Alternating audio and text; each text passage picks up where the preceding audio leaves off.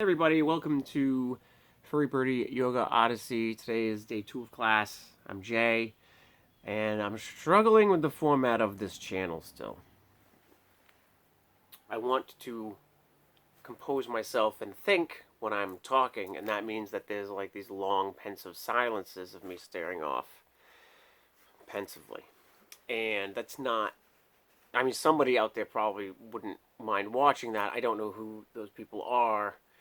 If they want to contact me, we can arrange something. But that's not the point of this channel. The point of this channel is for me to get some stuff out. And the way I do this is I drive home from class and I think a whole bunch about all of the stuff that just transpired, and then I try to get it out onto video. So technically speaking, I've already done all the thinking. I should just be spewing. And instead I sit here and have these long periods of silence. So I'm working on that.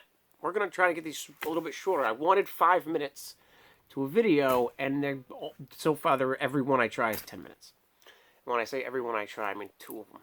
So, interesting things. Again, building off of the idea of breaking everything down into littler pieces to promote understanding, not just physical movements or ideas or emotions. You can do it with everything. And we really got into the meat of that today, where we talked a lot about cueing poses. As a yoga instructor, you'll stand up at the front of the room and you'll tell people a bunch of things, and you'll have 6 students, and 5 students will end up in tabletop, and 1 student ends up in some kind of horror show. You don't want that, but it happens all the time. All the time. And you think to yourself, why? How do you communicate better?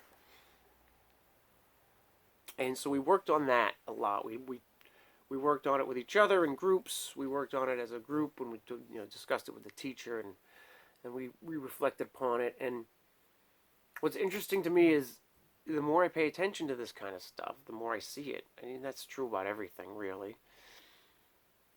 But words, for example, you can have a conversation with somebody and you can say something and they can say something and you can be in agreement, and then later you find out you're not in agreement because you were both, either you both had different understandings of how the words were being used, or you were just understanding the message differently, right? We're filled with filters and biases.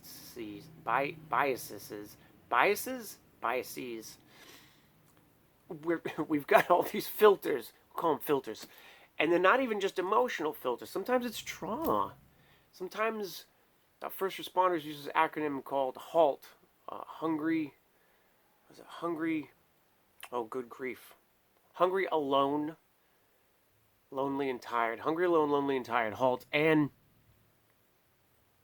you can have filters without even meaning it. And sometimes you've been in a situation, somebody says something, and you're like, well, I was so tired, I didn't understand what you meant. Or I was so hungry, or whatever.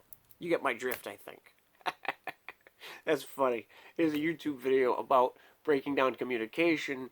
And while discussing communication, let me throw out a blanket assumption. You get what I'm saying, right? I'm a riot. So that's where my mind is right now, thinking about communication. And not even just communication, right? To be a good communicator, what are you going to do? You're going to make your message accessible. What does accessible mean? Understandable, even if the other person has unintentional filters in place. That's the trick. We do a generally okay job of that, I think, as people. Oftentimes you'll see on the interwebs, somebody will say something like, well, social media isn't exactly the venue to have a nuanced discussion about this subject. Why? Why not? We have a history of thousands of years of books written on ridiculously complex philosophies, and we seem to assimilate those okay. I think the issue that occurs with Facebook, well, first of all, not Facebook in particular, but social media in general, regarding communication of complex ideas, is you have to have one person trying to make it accessible, and the other person has to work to accept and access it. And we get into a lot of very emotional based conversation in social media. We are typing away something. I'm going to tell that person what they meant. So that's what's stewing right now, is all of that sort of, once again, taking things and breaking them into more digestible bits, little tidbits of understanding. And I don't know where it's going to go. Again, the assumptive statements that we make sometimes when we talk to other people.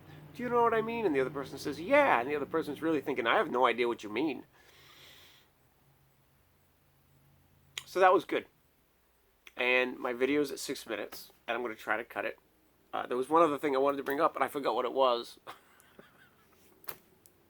Which is excellent. What was it? I don't know. Oh, just a quick side. I found out I'm doing all of my yoga wrong. This is not exactly correct. I learned a lot about mountain pose recently. And the fella who was doing the video, who's doing this little bit, that our homework was to watch these videos and learn some things maybe, and then you go to class and you discuss them, right? Like any other online hybrid learning. I don't know what I'm talking about at this point. Right now I'm rambling incoherently, so let me start again. Mountain pose. If mountain pose is the basis for all yoga movements, and you're doing mountain pose wrong, could you say all of your yoga movements are wrong? I guess kind of, sort of. But I also figured in the last 2 days, I realized that I've been doing all of my yoga from the inside out, as a very physical experience. And that's how most people see and experience yoga for the first time. And now I'm seeing it as a much more outside-in experience. And it's fundamentally changing how I pursue my poses and my yoga flows. And it's really good stuff. And unless you really experience this kind of paradigm shift, it's difficult to understand the significance of it. But it's good times. Anytime you can learn some things that throws everything you thought you knew into disarray is a good time. It gives you a chance to reorganize the shelves, so to speak. And that's what I'm into. That's what I'm doing. I'm still contemplating how I want to do this. Right now I'm going to yabber until I get to 10 minutes. No, I'm joking. Yeah, that's it. That's what I get to say. I'm not going to sit here and stare pensively off into the distance anymore. I am going to contemplate some edits. I don't want to do that, as for other reasons that I've already explained. Have a great weekend. Go do some yoga. And go slow. Thanks for watching.